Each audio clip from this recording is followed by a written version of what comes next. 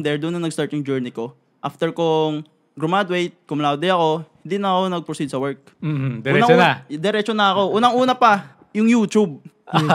Content creation. Kasi uso nung pandemic yung mga content creator. Tapos dami nilang pera, kumikita sila. Sabi ko, ito yung gagawin ko rin. Kasi mukhang pera ako eh. Diba? Empowered? Oo. So, yun yung ginawa ko. Yun yung ginawa ko una. Pero, ayun nga, sa lahat naman ng bagay, parang wala namang madali. Nahirapan ako doon. Tapos, mahirap din yung YouTube eh. Mahirap ibang game din yun. Up until na, since nag-YouTube ako, marunong na ako mag-edit. So, doon ko na-discover na pwede palang mag-freelance. So, up until na inaral ko siya, tapos doon na nag-start yung journey ko sa freelancing. Ayun yung shift ko from being a cum laude into someone na nag-pursue ng business na hindi na ako nag-work. Grabe, no? Diretso na, no? Hindi ka na pumasok sa corporate world. Yes. Kasi I'm sure, pag cum laude, ang dali niya mag-apply. Kasi kayo yung priority, usually. Pag nag-a-apply tayo sa corporate, di ba? Laging, ay cum laude to, sila na yung malamang top eh. Sila yung unang ma-absorb eh. Tama. Pero si Steve here, diretso na, nag-freelance na. Dahil dun sa maagang realization na. Actually, ako naiingit ako eh. Kasi ako nag-corporate pa ako, 4 years.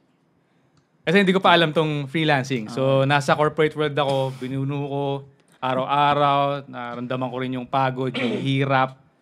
Only to find out na, pwede palang ganito, tas pwede pala akong kumita ng ganito kalaki. Kahit hindi ako pumapasok sa isang company. And sobrang relate din ako, by the way, yung sa sinabi niya, yung sa Tara Kape Tayo.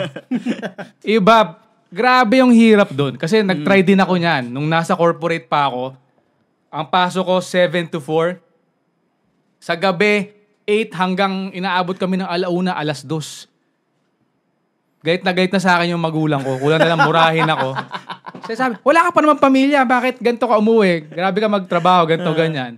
Pero kasi nga, doon ko natuklasan yung, kahit hindi ko napalaki yung networking, kasi hindi ako nagtuloy din, grabe yung mindset nila doon. Kasi alam mo, yung mga nag-speak doon, grabe rin yung pinag-aaralan nila. How to motivate you, kung paano rin talaga mag-business. Yes. So, doon pa lang, sobrang naging busog na ako sa learnings and na-develop din yung skills ko.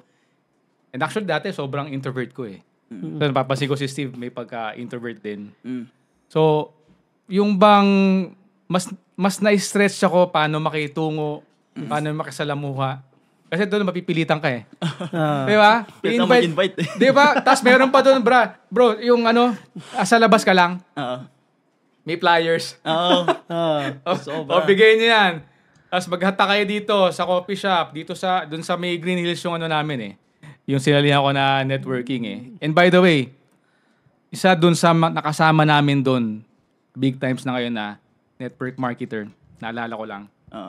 Kasi yung ginawa niya, bro, networking. Natutunan niya yung digital marketing. Pinagsama niya. Ayun, nice. Sabog. Kasi din talaga dun eh. Kakaibang marketing kasi yung matutunan mo dun eh. Totoo. Isipin mo, kailangan mo mag-invite. Para makapag-invite ka lang. Iba't ibang way ng pag-i-invite kailangan mong gawin. Yes. Iba't ibang way ng marketing para lang mapa-invite mo siya, ma-invite mo siya. Totoo. Iba-ibang diskarte. No? Kaya, lahat ng paraan, ginagawa rin talaga nila. And effective pa rin siya. Sobrang effective pa rin nowadays. Na ako nakikita ko kasi yung mother-in-law ko. Bati ka na sa network marketing. And yung mga companies din na sinasalihan niya.